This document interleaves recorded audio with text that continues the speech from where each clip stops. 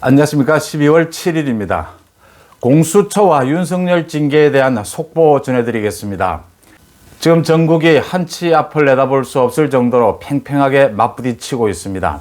먼저 문재인 대통령이 오늘 청와대에서 수석보좌관 회의에서 최근의 전국 사태에 대해서 대국민 사과를 했습니다. 사과에 이어서 검찰개혁과 공수처를 흔들림 없이 추진하겠다고 했습니다.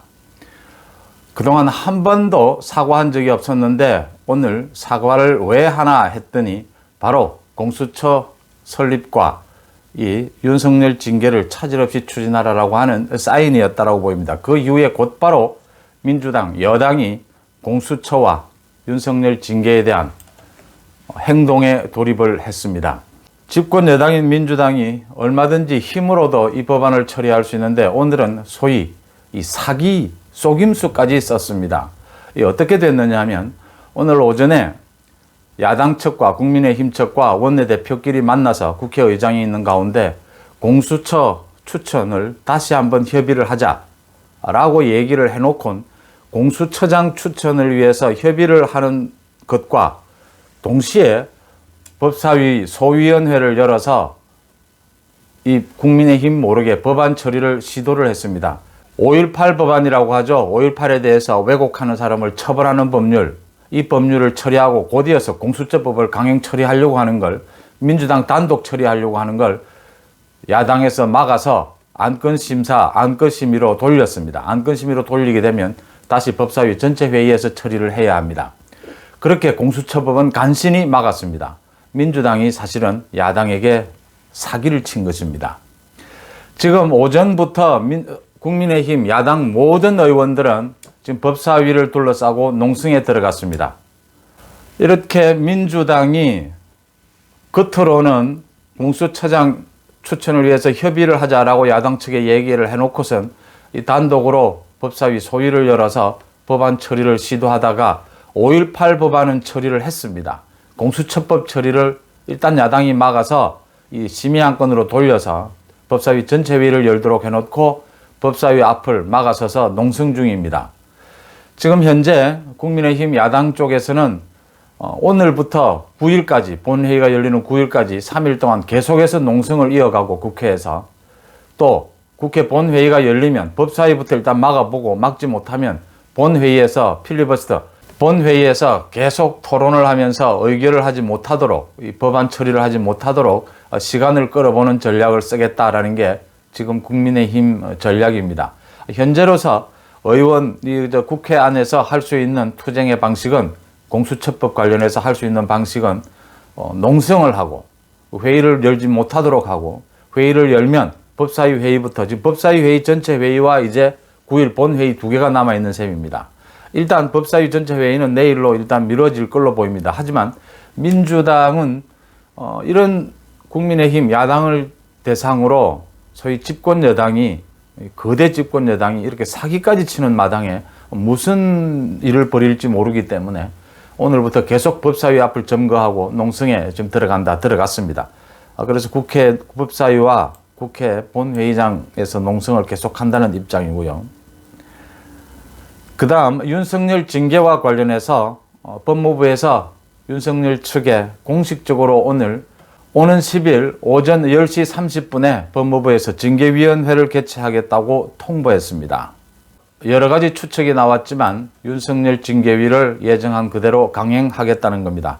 당연히 지금 윤석열 측은 이번 징계위 개최 자체가 위법부당하며 지금 징계위 자체도 상대편의 반론권을 전혀 보장해주지 못하고 있다 이렇게 주장을 하면서 헌법소원을 제기를 했었죠. 이 검찰총장에 대해서 이렇게 법무부 장관이 검찰총장 징계 청구도 하고 그 징계에 의결을 하는 부분도 사실상 법무부 장관 이름으로 다 하게 되는 것은 이건 위헌 소지가 있다 해서 헌법소원을 했는데 오늘 또 헌법재판소에 서면으로 검찰총장에 대한 징계가 외국에 비해서 너무나 허술하다. 이게 사실 우리 지금 입법 미비된 부분입니다. 검사들에 대한 징계는 뭐 큰 문제가 없는데 이 검찰총장은 처음 있는 일이다 보니까 이런 일이 생겼다. 법무부 장관이 검찰총장에 대한 징계도 요청하고 징계를 요청한 자기가 사실상 거의 판결을 내리는 이런 형태는 아니다라는 걸 다시 헌법재판소에 서면을 통해서 이 부분을 지적을 하고 빠른 가처분 신청을 촉구를 했습니다. 그러면서 이어서 이용구 법무부 차관, 이용구 법무부 차관은 지금 3가지 의혹을 받고 있죠. 변호사인 시절에 자기 개인 사무실에서 박은정 감찰 담당관과 함께 윤석열 감찰에 대해서 사전 작업을 했다. 그 다음 원전 수사와 관련해서 지금 윤석열이 진두지휘하고 있는 원전 수사와 관련해서 자기 변호인으로서 활동을 해왔다. 그 다음 국회에서 SNS상 휴대폰에서 들통이 났죠. 지금 현재 차관으로 임명된 이후에도 법무부나 다른 추미애 측 검사들과 더불어 윤석열 찍어내기를 협의하고 있다, 공작을 하고 있다, 이런 의혹 3가지 의혹을 받고 있죠. 그래서 기피 대상인데 계속 오늘 입장을 밝혔습니다. 자기는 뭐 별 문제가 없다, 그대로 징계위원회에 자기가 참여하겠다, 이런 입장을 밝혔습니다. 문재인 대통령이 처음으로 현 정국에 대해서, 현 정국은 공수처와 윤석열 징계입니다. 징계에 대해서 대국민에게 사과를 했습니다. 송구하다라고 사과를 했는데 사람들은 그것이 사과인 줄 알았더니 사실은 공수처와 윤석열 징계를 그대로 강행해서 밀어붙여라 라고 하는 시그널, 사인이었던 셈입니다. 대통령이 그 사과와 그 사인, 그 신호가 내려지자 민주당은 야당에 대해서 거의 사기를 치다시피 거짓말을 해가면서 겉으로는 공수처장 임명을 위해서 협의하자고 해놓고 뒤로는 단독으로 지금 법안을 처리하려다 5.18 법안은 처리를 하고요. 그 다음 공수처법을 이어서 처리하려다가 야당이 급하게 뛰어들어가서 이 안건 심의로 돌려서 법사위 전체 회의를 열어서 처리할 수 있도록 일단 막은 셈입니다. 그 다음 야당은 지금 오늘부터 시작해서 9일까지 전면적인 국회를 장악하고 농성에 들어갔습니다. 하지만 현재 현행법상 야당이 물리적인 충돌, 물리적인 힘은 전혀 사용할 수가 없습니다.